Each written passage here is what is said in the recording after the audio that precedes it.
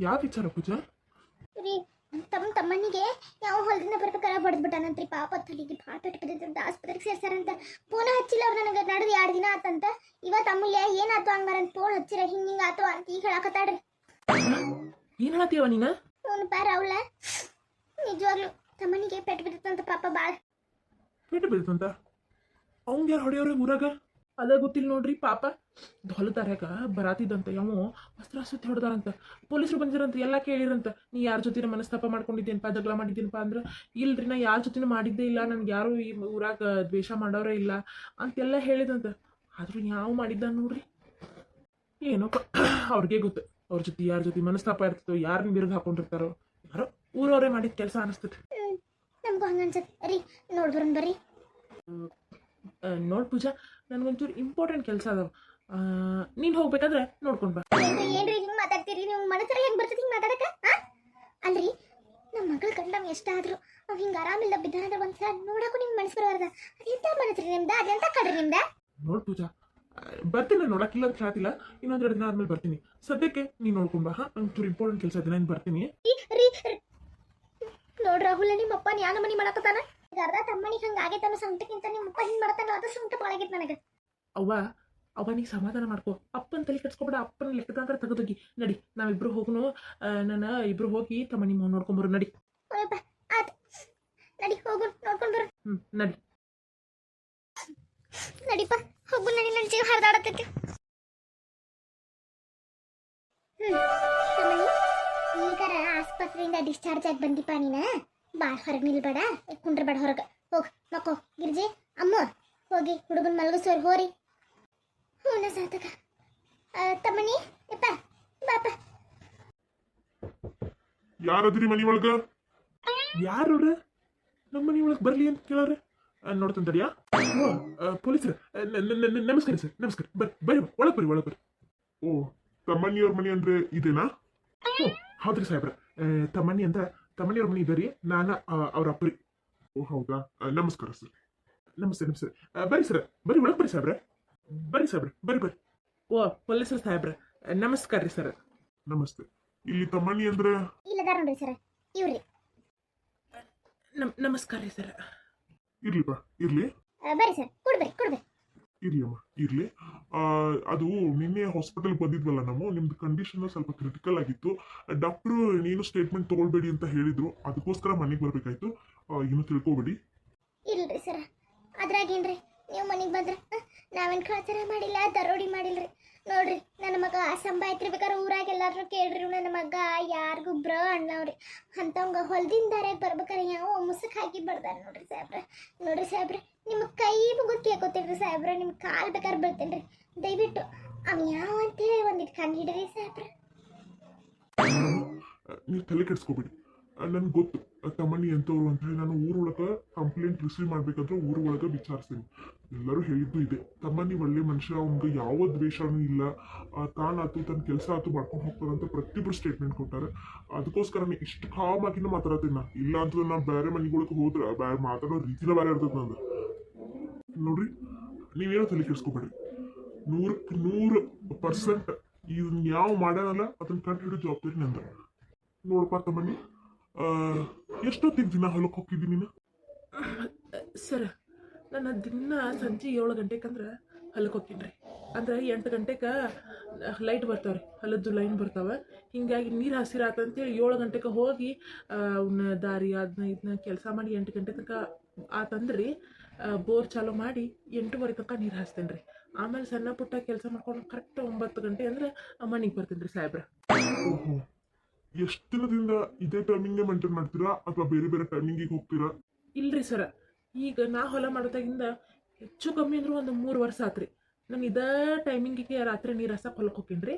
9 ಗಂಟೆಗೆ ಅಂದ್ರೆ ಮನೆಗೆ ಬರ್ತೀನಿ ರೀ.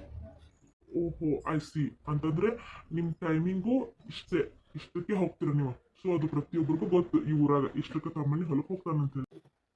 ಹ್ಞೂ ರೀ ಸರ್. ಅಲ್ಲ, ನೀವು ಈ ಕಳೆದ 1 ತಿಂಗಳ ಒಳಗ ಯಾರ ಜೊತೆ ಜಗಳ ಮನಸ್ತಾಪ ಏನಾದ್ರು?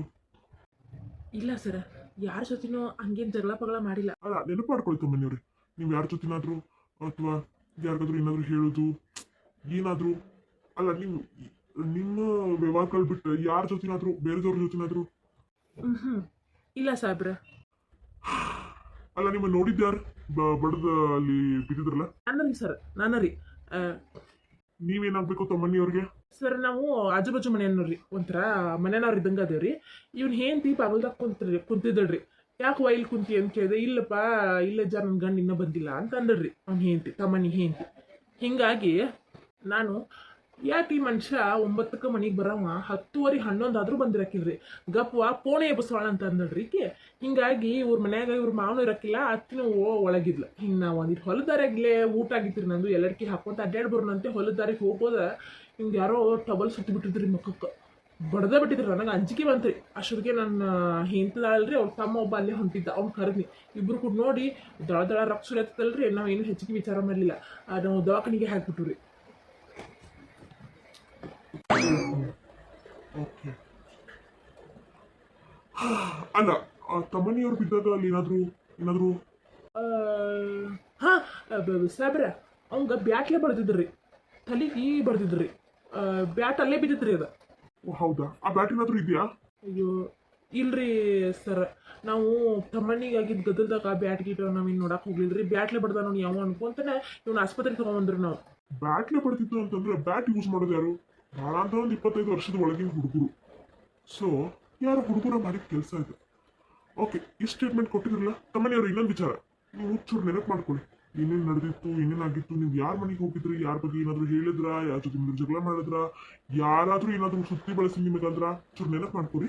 ನಾಳೆ ನಾನು ಮತ್ತೆ ಬರ್ತೀನಿ, ಮತ್ತಿನ ಸ್ಟೇಟ್ಮೆಂಟ್ ತಗೋತೀನಿ. ಸರಿ ಸರ್, ಆಯ್ತು ರೀ. ಕೊಡ್ರಿ ಸರ್, ಕೊಂಡ್ರಿ ಬರ್ರಿ ಒಂದು ಚಾದು. ನೋ ಥ್ಯಾಂಕ್ಸ್, ನನಗೆ ಕೆಲಸ ಇದೆ, ನಾನು ಮತ್ತೆ ಬರ್ತೀನಿ. ನಿಮ್ಮ ಹೆಲ್ತ್ ಬಗ್ಗೆ ಗಮನ ಕೊಡಿ ತಮ್ಮನಿಯವ್ರು. ಓಕೆ, ಸರಿ ಸರ್. ಹೆಂಗಾರ ಮಾಡಿ ಡೆಮೋ ಅದ್ರಗವ ಅವ್ ಯಾವ ಬಡ್ದನಲ್ಲ ಅವನು ಪತ್ತೆ ಹಚ್ಚೋ ಮಾಡವ ತಾಯಿ. ಈಗ ಪೊಲೀಸರೆಲ್ಲ ಕೇಳ್ಕೊಂಡು ಹೋಗ್ಯಾರಲ್ಲ ಗಿರ್ಜಿ, ಅವರೆಲ್ಲ ಪತ್ತೆ ಹಚ್ತಾರ. ನೀ ತಲೆ ಕೆಡ್ಸ್ಕೊಡ ಹೋಗ್. ಆ ಹುಡುಗನ ಇಟ್ಟೋಡು ಅಮ್ಮ ಕರ್ಕೊಂಡು ಹೊರೊಳಗೆ. ಸರಿ ತಮ್ಮನಿಯವರೇ, ನಿಮ್ಮನ್ನು ನೋಡ್ಕೊಂಡು ಹೋಗೋಣ ಅಂತ ಬಂದೆ ನಾನು. ನೀವು ಆರಾಮ್ಸೆ ರೆಸ್ಟ್ ಮಾಡಿ, ನಾನು ನಾಳೆ ಬರ್ತೇನೆ. ಆತ್ರಿ ಟೀಚರ್. ಹೇಳ್ರಿ, ಅದೇನೋ ಮಾತಾಡ್ಬೇಕಂತ ಹೇಳಕತ್ತಿದ್ರಿ, ಏನು ವಿಚಾರ? ಅಲ್ಲ ಜ್ಯೋತಿ, ಅಲ್ಲ ನೀ ದಿನ ನಿನ್ನ ಗೆಳತಿ ಕೂಡ ಪ್ಯಾಟಿಗೆ ಹೋಗ್ತೀನಂತ ಹೇಳಿ ಹೋಗ್ಯಲ್ಲ, ಏನಾದರೂ ಕೆಲಸ ಮಾಡತ್ತಿ ಏನ್ಲಿ? ಅಲ್ಲ ರೀ, ಪ್ರತಿಯೊಂದು ನಾನು ನಿಮ್ಗೆ ಹೇಳೇ ಮಾಡ್ಬೇಕಾ? ಪ್ರತಿಯೊಂದು ವಿಚಾರನ ಮೊನ್ನೆ 15,000 ಕೇಳಿದ ಕೊಟ್ಟೆನಲ್ಲ ನಾನು. ಮತ್ತೆ ಯಾಕೆ ನೀವು ನನ್ನ ಪ್ರಶ್ನೆ ಮಾಡೋದು? ಅಲ್ಲಲ್ಲಿ ನಾನು ಕೇಳ್ದಾಗೇನೋ ನೀರು ನಂಗೆ ರೊಕ್ಕ ಕೊಟ್ಟು ನಾನು ಒಪ್ಕೋತೀನಪ್ಪ. ಆದ್ರೆ ಅವಾಗ ಕೇಳಕತ್ತಾಳೆ, ಊರಾನ ಮಂದಿ ಎಲ್ಲ ಬಂದು ಏನವ ನಿಮ್ಮ ಸೊಸೆ ನೌಕರಿ ಮಾಡಕೊಂಡಾಳ, ದಿನ ಪ್ಯಾಟಿಗೆ ಹೋಗ್ಕಾಳಂತ, ಅವನ್ನ ಬಂದು ಕೇಳ್ತಾರಂತ. ಅದಕ್ಕೆ ಏನು ಮಾಡ್ತಾಳೆ ನೀನು ಹೆಂಡ್ತಿ ಅಂತ ಕೇಳಿದ್ಲು. ನಾ ಏನೋ ನೌಕರಿ ಮಾಡತ್ತಾ ಬಿಡಪ್ಪೆ ಅಂತ ಹೇಳಿದೆ. ನೀ ಏನು ಹೇಳೇ ಇಲ್ಲಲ್ಲ ಜ್ಯೋತಿ ನನ್ನ ಮುಂದೆ. ಅದಕ್ಕೆ ಎದಕ್ಕೆ ಹೋಗಿ ಅಂತ. ರೀ ನೋಡ್ರಿ, ನಾನು ಕೆಲ್ಸಕ್ಕಂತ ಹೊಂಟೇನಿ. ಒಂಥರ ಈ ಸಾಡಿ ಅಂಗಡಿಯಾಗ ಹೊಸ ಸೀರೆ ಬಂದಿರ್ತಾವಲ್ಲ, ದೊಡ್ಡ ರೇಟಿನ,